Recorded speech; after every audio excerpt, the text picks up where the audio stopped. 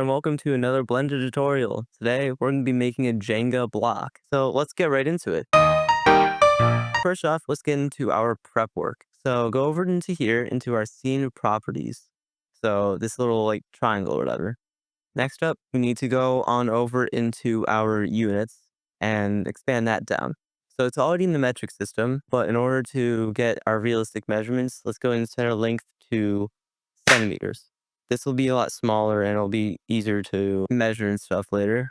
And then our mass to grams, same reason as the centimeters. It'll be easier to measure because it'll be a lot smaller. Now, before we do anything, let's get into the habit of saving. So just do Control S, and that's the little keybind for saving. I'm just going to go and save it to my downloads folder. Don't ask why.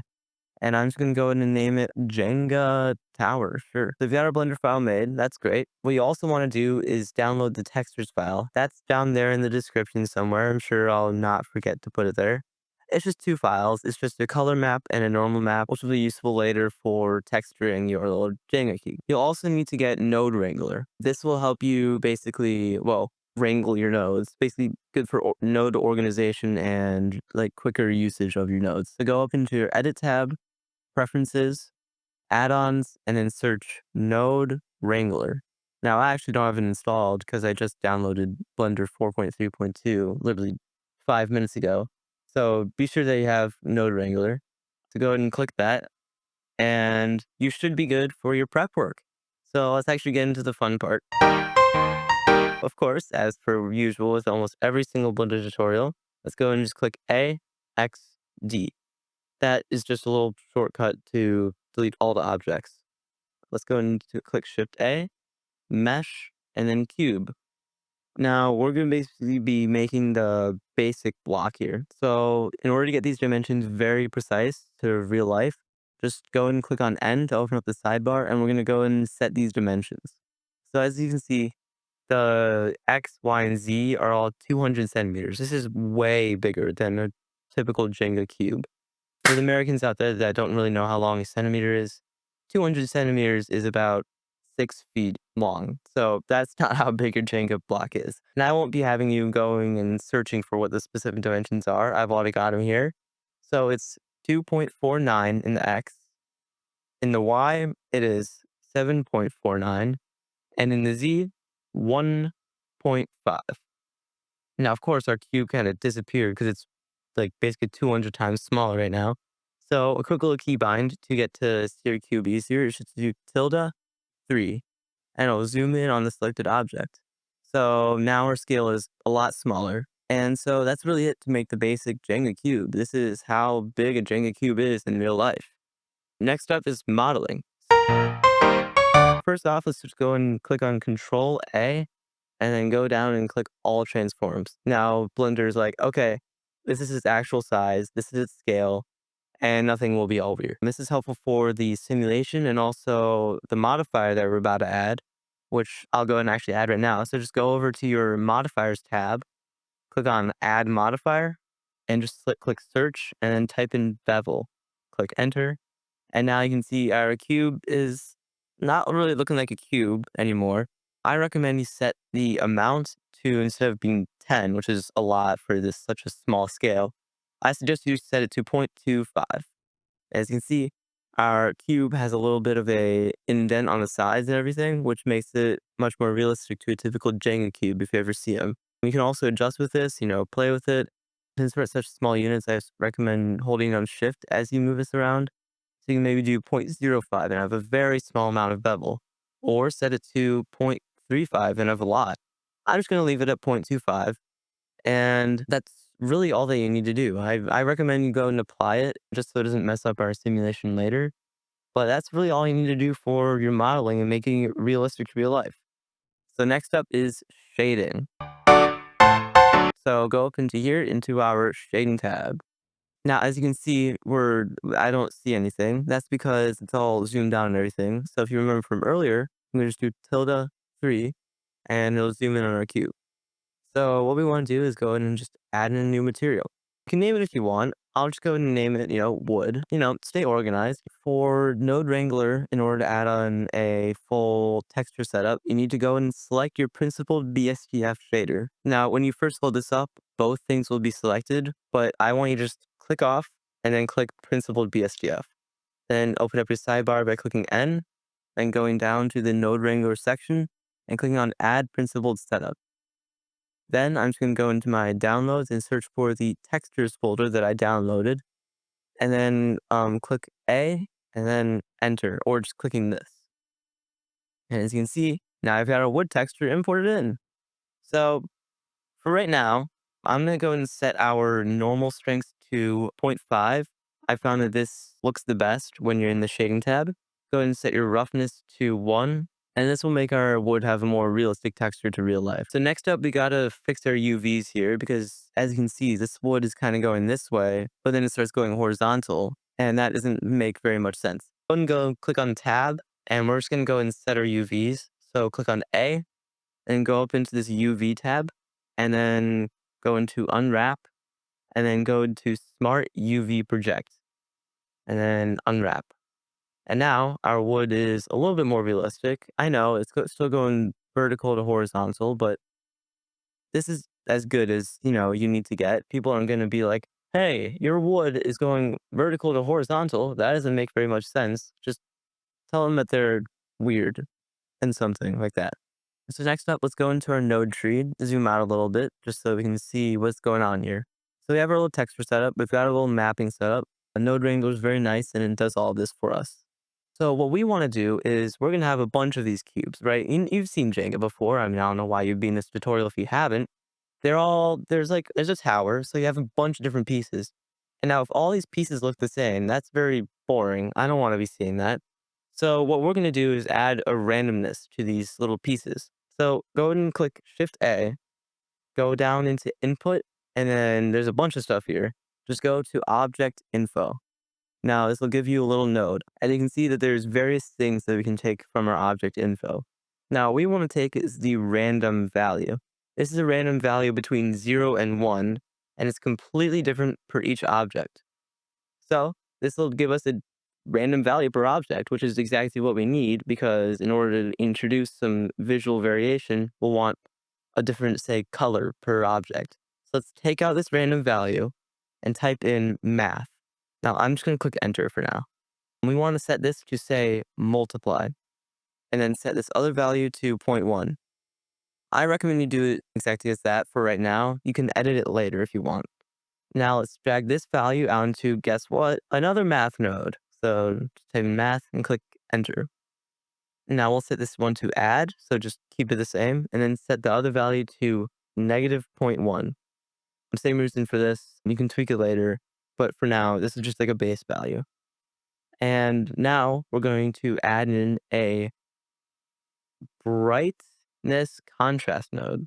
Click enter, and then we'll take this value and put it into the bright part, not the color part. So basically what we need to do is take the color from our base value node, drag that into the color of our brightness contrast node, and take that output and put it into the principled BSDF. And now this is a random color. So basically, if I go ahead and I duplicate this, you'll see that there's a completely new colored cube. If I do it again, look at that, a new colored cube. And so this just creates visual interest and honestly looks a lot better. Now, you might notice that if I make a new one, these textures are exactly the same. We have this little dark strip going down, dark strip going down. It's not very randomized in that aspect. So, in order to do that, all we have to really do is just do the same thing, but drag this random node out into another math node. Okay? And for this math node, we're going to set it to multiply. And our value will be, say, a really big number. I'll put it to 1,000. So because this generates a random value between 0 and 1, if we multiply that by 1,000, this will give us a really big number. Say it generates 0.5. This will give us, wait, this will give us 500. This basically just emphasizes the small differences between each object. And so once we take this value and put it into the location element of our vector mapping node in this little mapping section, you'll see our texture completely shifts. And so if I make a new piece, you see this little dark strip right here. Now there's a dark strip over here. So it's completely a completely different texture. And that creates even more visual variation. So now it's time for the best part, which is organization. So I'm just going to go ahead and select all of these nodes and then go on over to here and click the nice little align nodes. And this just makes our nodes look all nice and fancy. That's really it for our node setup that we have to organize. I'm going to go up here, up to this outliner and rename our cube to say Jenga piece. Of course, obviously, you can name it to whatever you want. And I'll name this collection to Jenga Tower. And now is actually a pretty good time to save. Please save for the sake of your time. Save. So just Control S to save. Now it's time for the even better part, which is the simulation time. So I'm gonna go back into our layout tab, and it's looking all sad and depressing right now. I'm gonna go ahead and move this Jenga piece up by 0.75. So I'm gonna go ahead and grab on the Z 0.75. And if I look below it, you can see it's now completely flat to this little grid here. And that's because I'm going to go ahead and add in a plane. So just Shift A, Mesh, Plane. And now we've got a very big plane. And first thing that we want to do is just move this into a different collection. So move into the scene collection. This will just help later when we're creating the tower. So with this plane selected, I'm going to go into our simulation tab, our physics properties, and add in a rigid body. Now, there's a bunch of settings here. I'm just going to set the type to passive and set the shape to a box. Now, setting it to a box shape will make it run a little bit faster, and passive will make it not fall. Now, going down to here into our surface response, we've got friction and bounciness. I've found through a lot of testing that a friction of 1 and a bounciness of 0.75 works the best for our plane. Now I've got our plane all set up. I can go over to my Jenga piece and do the same thing. So I'm going to go ahead and add in a rigid body, but this time instead of setting it to passive, I'm going to have it stay at active. A realistic weight for this Jenga piece is 10.6875. So I'm just going to type in 10.6875. Now, it seems like a very small number, and it is compared to the other number, but this is the most realistic number I could find online. Now, you can set it to have a convex hull or a box, depending on how realistic you want the simulation to be. They'll be a lot slower if you do convex hull, but box obviously will be less realistic. Now, I'm just going to keep it at actually box, just so that this tutorial can go a little bit faster. But I recommend if you want it to be high quality to set it to convex hull. It'll just be a little bit slower. Now for this, instead of setting our friction to 1, we're going to set our friction to 0.75 and our bounciness to also 0.75. This, I found, is also the best numbers for a rigid body. Now going back to our scene collection from earlier, you can see that we have the rigid body collection, and now there's actually a rigid body world. So a pretty common thing that I do with rigid bodies and just simulations overall is set our substeps per frame and our solver iterations to 48. Now, the reason I do that is because we're running at 24 frames per second. So this means it calculates its simulation twice every frame, which I found makes it the most realistic and balances time versus performance, obviously. So now it's time for the fun part of actually stacking our Jenga pieces into a Jenga tower. So I'm gonna go ahead and hide this plane for easier selecting and everything. So select your Jenga piece, and I'm gonna do some specific things. This basically just aligns it basically like perfectly. So just go ahead and do Shift D, then click X, and then 2.49. So this is one Jenga length. So this is exactly right next to this other one. I'm gonna do the exact same thing with this middle piece again, but instead going in the opposite direction. So Shift D, X, and then negative 2.49. And now, as you can see, we've got our 3 pieces all in a little row here. So now we've got all of this. We can now select all of them and then do the same Shift plus D, but instead of going in the X, let's go into Z 1.5. And this is one Jenga length up in their height. And now, as you can see, it's not rotated 90 degrees, and we need to do that. So just click rotate in the Z 90, and now it's all rotated. Now click on A, Shift plus D, and then in the Z, grab it in the Z 3. And you can see this does what we did before, but now with 2 layers. And now we don't have to actually rotate it and everything. So instead of doing this manually, you can just do the keybind of Shift R, and this will repeat the last action you did. And now we just have to do this however many times you really want. So in order to see how many pieces you have, because this is going to take a while to count, just click on this little arrow here in the Jenga tower, and you can see how many pieces you have. So currently I have 18 pieces. The typical legal Jenga tower has 54 pieces, so I'll just do 54, but you can actually do more than that. You could do 100 or you could do 200. There's really no limit except for the fact that your PC will get a lot slower, but it also will get a lot more satisfying with the more pieces. So I'll just keep on doing the Shift R thing until I reach 54. So now let's go ahead and click Alt H, and I'll unhide everything that's been hidden. And this is really about it. We just have to do some tidying up. So just select everything and click Control A, and then click all transforms. This will make all the things like have the correct scaling and whatever. It'll just make it more accurate and less buggy. And now you'll see that all these origins are gone. And that's because it sets it to the center of the world, which we do not want. So in order to set all of these object origins to their center of mass, just go up into Object, then go into Set Origin, and then Origin to Center of Mass. I believe there is a certain keybind for it, but I found that it's a little bit janky and it's a really long keybind, so it probably is easier just to do what I just did. And now it's actually time to animate. Because if you look at what happens, nothing happens. And that's because our Jenga tower is so well constructed that there's no reason for it to fall. It's completely sturdy. So we need to make it fall. So go ahead and select one of your bottommost cubes. I'm going to select this cube, and I'm going to go ahead and insert its location. So just click I. That's all you got to do. Just click I. This will insert its location at this exact frame. So I'm at frame 1, so this is its location. Now I'm going to go to frame 24. So this will be exactly 1 second into the animation. And I'm going to go ahead and grab it on the X 5.5.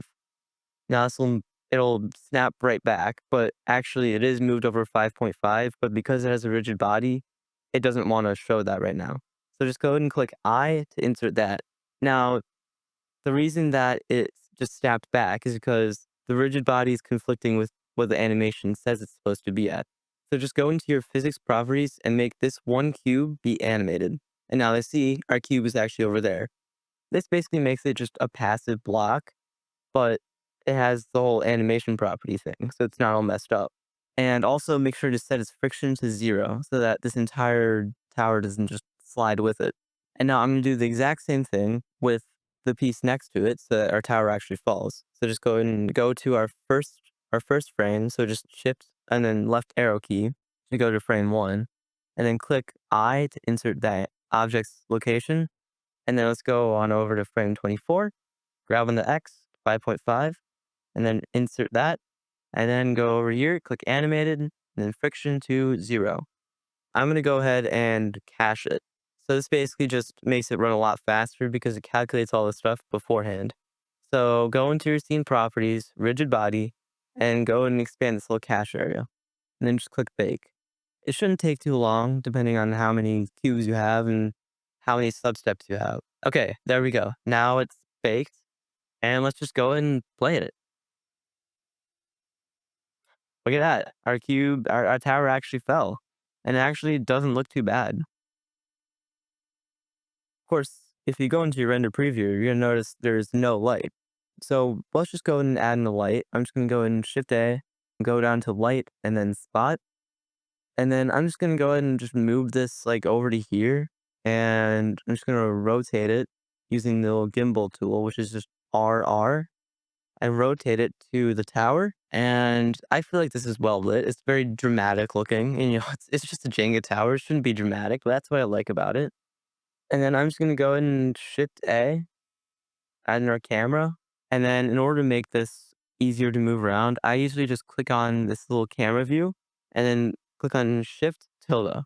And now, if you use WASD and Q and E, you can actually move around like it's like in a video game, which is really helpful. So just go ahead and center it, position it on our tower. You can use the scroll wheel to adjust your speed. I recommend that you position it so that you get all the shadows and also the animation. So if I just go and play our animation real quick, you'll see it falls this direction. So I want to kind of capture that falling. So I'm gonna go and move our camera out to here. And if we'll look, we'll see we see that full falling animation. Now I'm actually gonna go and edit our light here. I'm gonna move it on over to say right there. And use your gimbal tool to go and illuminate our tower and where it will fall. Now this is completely up to you. You can decide how you want to do it. I'm actually going to go and increase spot length. So I'm going to take this little blue arrow and bring it out a little. And this will just illuminate more room. And as you'll see, if I go and play it, you can see the full thing. And it's actually pretty good looking. So I'm going to go and use just Eevee. So I'm going to go into our render properties.